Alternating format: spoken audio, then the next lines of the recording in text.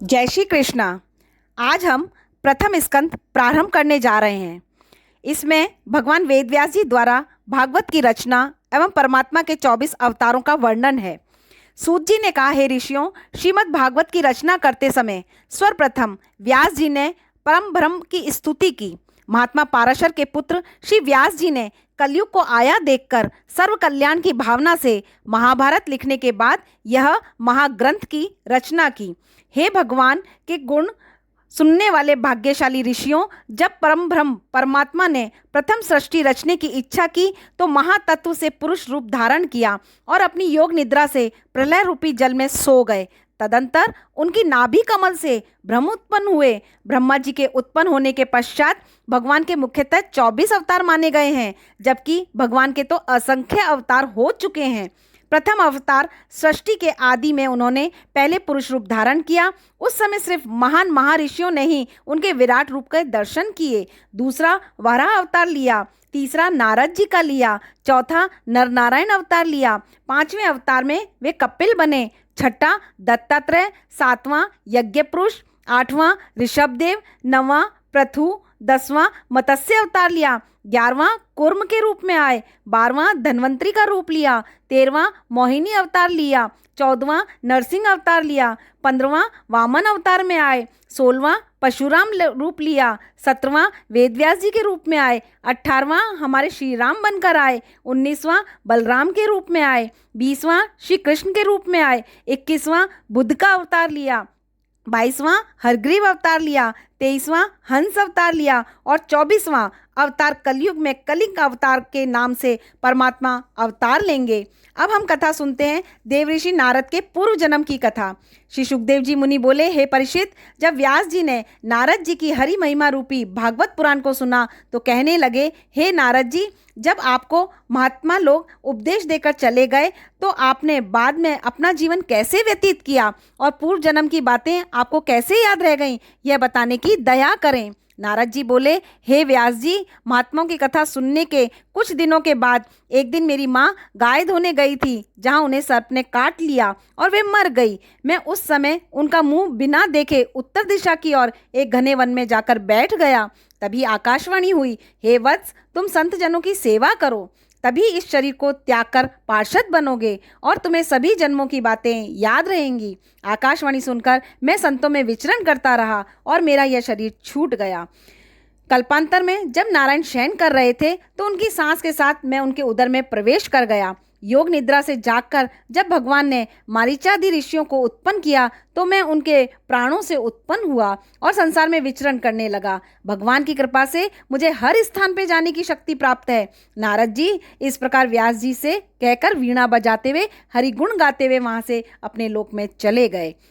अब हम सुनते हैं श्री कृष्ण द्वारा उत्तरा के गर्भ की रक्षा और परीक्षित जी का जन्म। शौनकदि ऋषियों ने पूछा, हे सूत जी, जब नारद जी व्यास जी से बातचीत करके चले गए तब व्यास जी ने क्या किया? इस वृत्तांत को कृपया करके अवश्य सुनावें। सूत जी बोले, हे शौनक, तत्पश्चात व्यास जी ब्रह्म नदी के तट पर बैठकर ध्यान में लग गए और भगवान के दर्शन कर श्रीमद् भागवत पुराण को लिखने में बैठ गए। उन्होंने सुखदेव जी को पढ़ाया। इस कथा का प्रारंभ परीक्षित के जन्म से होता है। उस समय महाभारत के सृष्टि संहार रूपी महायुद्ध में भीम ने अपनी गदा से दुर्योधन की जांघें तोड़ डाली थी, जिससे दुखित अश्वत्थामा ने सोते हुए द्रौपदी के 5 पुत्रों को मार डाला।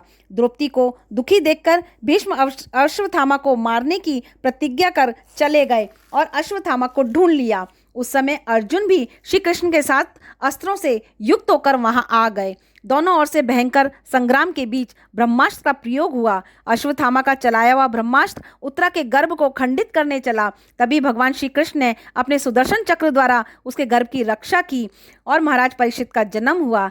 उस समय महाराज युधिष्ठिर ने बहुत खुशियां मनाई। गौ, स्वर्ण, हाथी, घोड़े, धन आदि ब्राह्मणों को दान किए।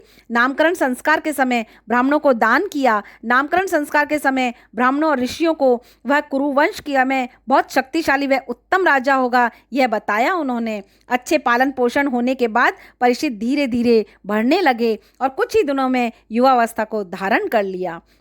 अब हम चलते हैं भीष्म का देवलोक गमन और श्री कृष्ण की द्वारिका यात्रा।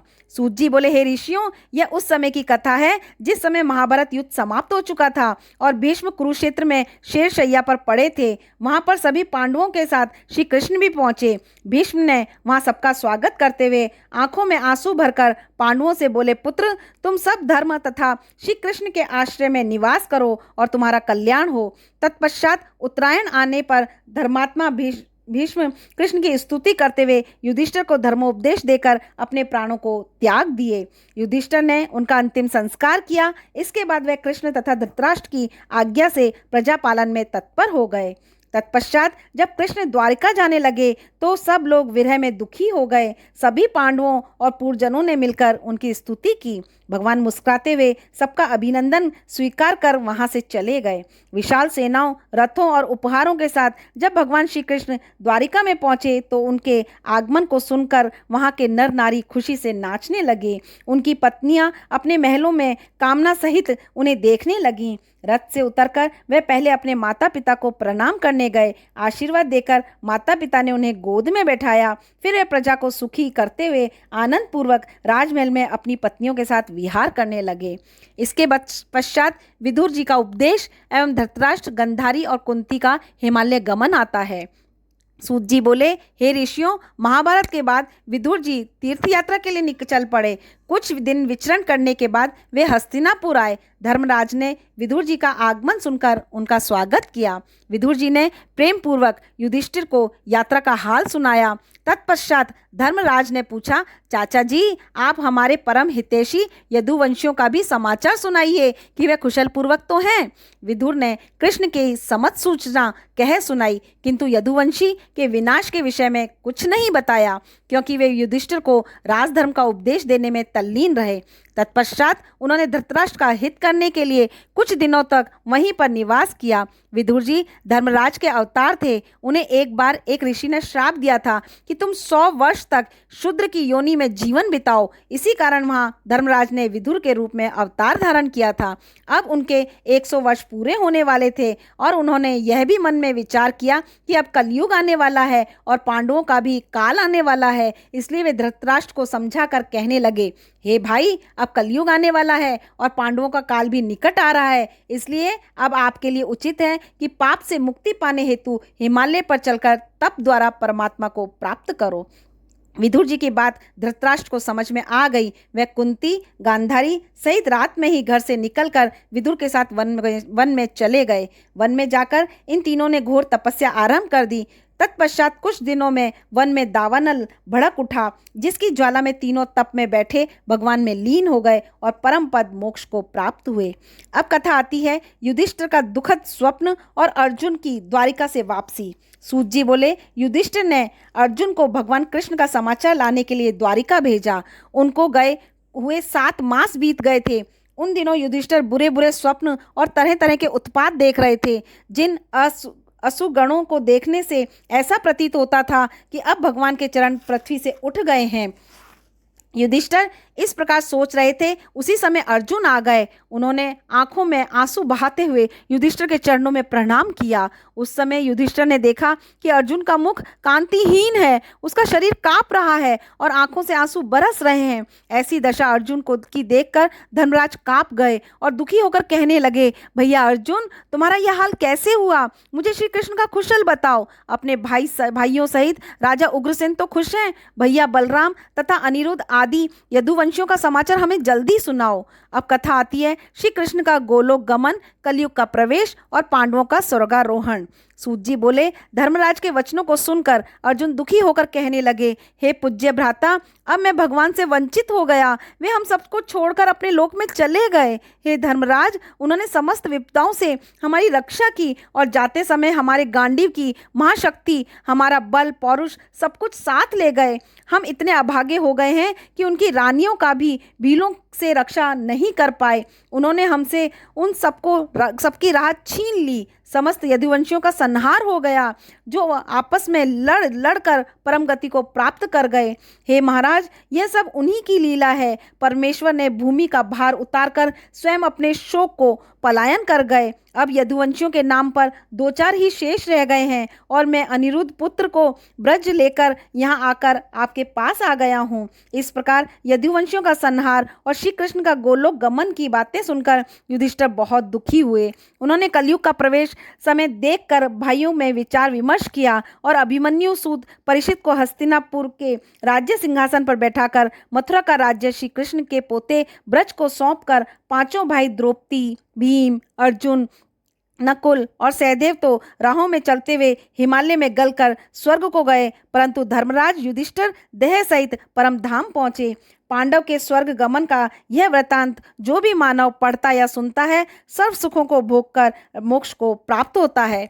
अब कथा आती है परीक्षित की दिग्विजय और उनके द्वारा कलयुग के वास स्थान का निरूपण। सूत जी बोले, हे ऋषियों, राजा होने के बाद परीक्षित ने अपने गुरु और योग्य पंडितों के शिक्षा अनुसार राज्य किया। उन्होंने राजा उत्तर की पुत्री इरावती से विवाह कर जन्मेजय आदि 4 पुत्र उत्पन्न हुए। उसने कृपाचार्य को अपना गुरु बनाया और 3 अश्वमेध यज्ञ संपन्न किए। एक दिन उसने एक शूद्र को सरस्वती के तट पर राजाओं का वेश धारण किए हुए देखा। वह एक बैल और गऊ को बेरहमी से तड़पा तड़पा कर मार रहा था। यह दशा देखकर राजा परीक्षित ने बाण चढ़ाकर ललकारते हुए कहा, हे अधर्मी, तू कौन है? मेरे होते हुए तू इन्हें क्यों पीट रहा है? हे गौ माता, तुम मत रो। जहाँ गाय रोती है वह राज्य नष्ट हो जाता है। तभी ऋषभ रूपी धर्म बोल उठे, हे राजन, मैं धर्म हूँ और ये गाय धरती माता है। धर्म, सत्य, शौच और दया ये हमारे 4 पांव हैं। इनमें से 3 पांव तो कलयुग के प्रभाव से अधर्म ने तोड़ डाले हैं। अब केवल सत्य नाम वाले पांव मेरे शेष बचे हैं। इसे ही कलयुग तोड़ना चाहता है। यह सुनते ही परीक्षित ने कलयुग को मारने के लिए तीव्र खड्ग उठाया। तभी कलयुग डर के मारे उसके चरणों में गिर पड़ा। राजा बोला, तू शरण आया है इसलिए भय मत कर, लेकिन तू अधर्म का मित्र है, अतः मेरे राज्य से अभी निकल जा। यहाँ धर्म ही रह सकता है। यह सुनकर कलयुग काँप कर राजा से बोला, हे राजन, आप समस्त भूमंडल के महाराजा हो, आप हमें थोड़ा सा स्थान रहने के लिए भी दे दो। मैं यहाँ रहकर अपना समय बिताते हुए आपकी आज्ञा का पालन करूंगा।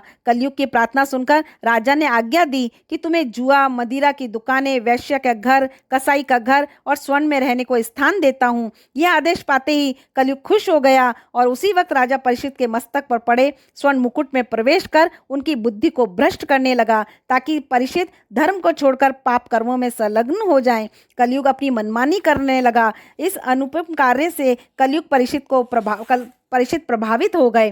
कलयुग से प्रभावित होकर परीक्षित द्वारा शमीक ऋषि के गले में मरा हुआ सांप डालना और शंगी ऋषि द्वारा शाप, आगे कथा कहते हैं। सूत जी बोले, हे ऋषियों, एक दिन राजा परीक्षित कलयुग से प्रभावित होकर शिकार को गए। वन में वे मृगा के पीछे दौड़ते दौड़ते थक गए तो उन्हें प्यास लगी। प्यास से व्याकुल हो वह समीप मुनि के आश्रम में जाकर तप में बैठ गए।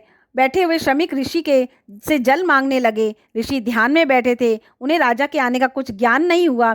जब ऋषि से राजा का कोई उत्तर नहीं मिला तो क्रुद्ध राजा गुस्से में अपने धनुष से उसी जगह पर एक मरा हुआ सांप पड़ा था उसे उठाकर शमीक ऋषि के गले में डाल दिया और वहां से चलता बना।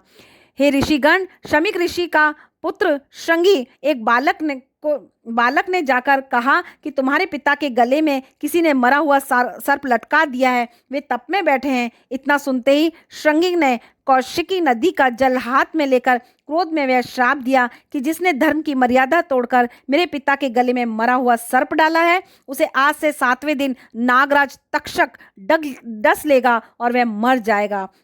इस तरह का श्राप देकर वह बालक दौड़ता हुआ अपने आश्रम में आया और गले में पिता का मरा हुआ सर्प लटकते देखकर कंठ फाड़ कर रोने लगा। तब उसने पुत्र के संतत रुदन को सुनकर शमीक ऋषि ने नेत्र खोले। जब उन्हें शंगी द्वारा श्राप की बातों का पता चला तो वे शोक करके कहने लगे, हे पुत्र, यह तुमने राजा परीक्षित को श्राप देकर अनर्थ कर दिया। इतनी छोटी सी गलती की इतनी बड़ी सजा तुम्हें नहीं देनी चाहिए। वे अपने पुत्र के अपराध पर अत्यंत ही परेशान हो गए।